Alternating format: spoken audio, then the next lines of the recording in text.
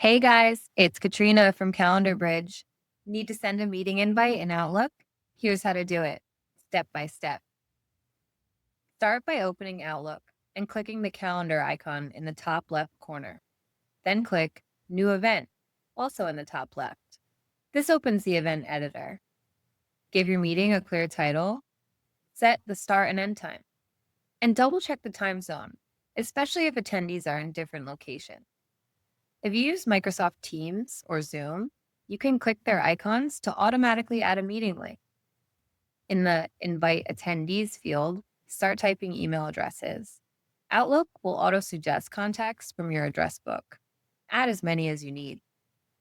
To make sure you're not double booking anyone, you can check the Scheduling Assistant. It shows you when attendees are free, as long as you have access to their Outlook calendar. In the message box, you can add details, a quick agenda, or even files. Once it's ready, click Send.